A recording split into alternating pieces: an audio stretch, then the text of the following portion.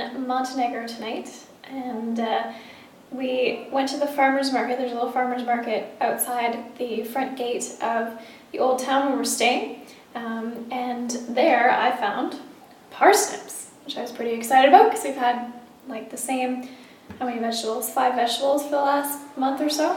So it was nice to get a little bit of variety, but we don't have a peeler where we're staying, so I thought I would show you my method of peeling with a knife, which, you know, I'm sure this is not new for most older people, but all you do is just slide it down. Parsnips are one vegetable that I do like to peel because the peel is kind of bitter and tough. It's really dark in this kitchen. I'm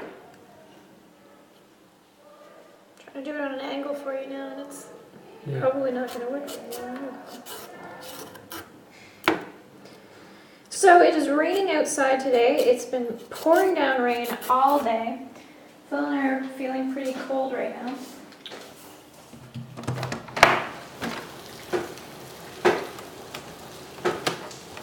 I'll open that.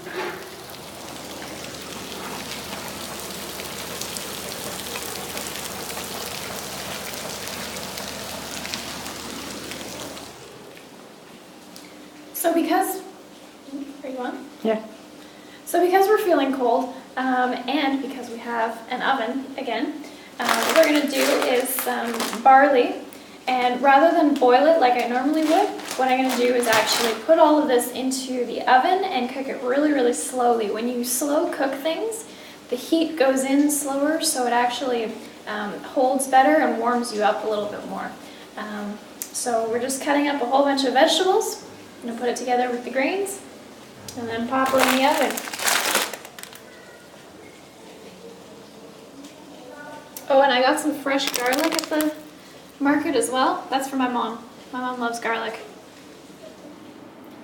So I've got the barley in a pot here, and I've got twice the measure of water as barley.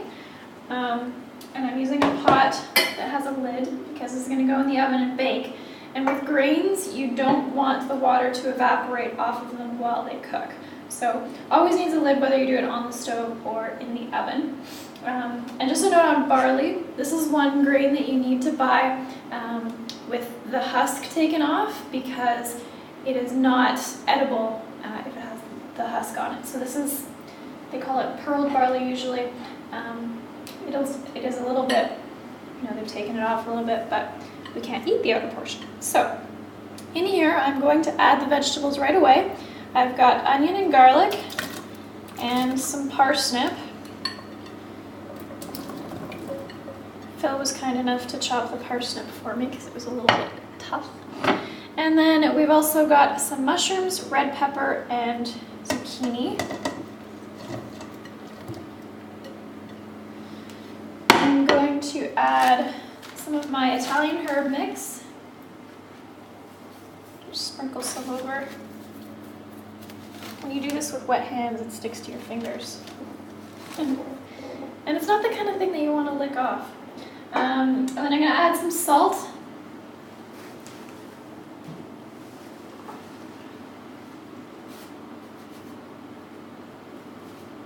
Always better to put it in your hand first so you don't get too much in there. So give a sprinkle and then stir it all together. And this is going to go in the oven. Grains usually take about 45 minutes. So I'm going to pop this in. And the great thing about baking stuff, rather than cooking it on the stove, is that you can just leave it and go do other things. So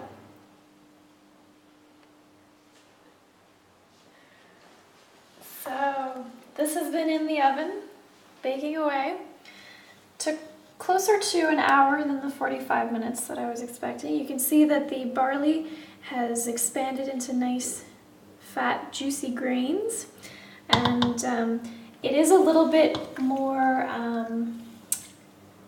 what would be the word? Not as soft as rice, I guess you would say. So when you're testing it, it won't be quite as soft. But you can see that all the vegetables are nicely cooked. The parsnips are soft. You can cut one in half with this wooden spatula.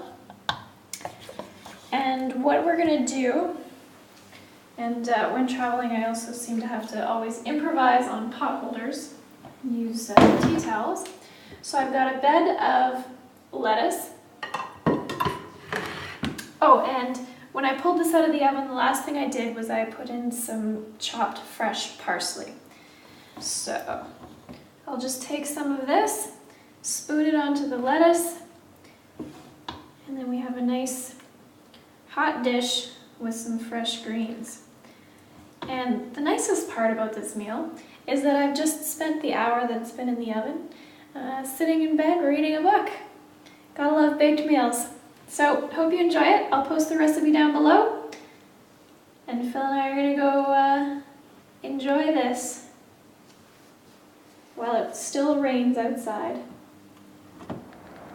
So we have made it into Montenegro, and we're staying in a town called Kotor, which is about 13,000 people, and we've just done a little walk up this wall that I'm standing beside.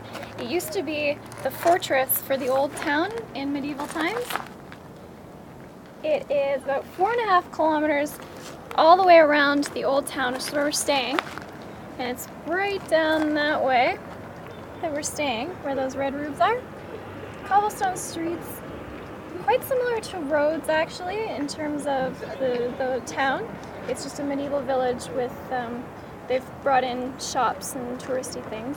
But the big cool thing here is that we're surrounded by these amazing mountains that are like fjord style mountains, and it's just absolutely beautiful.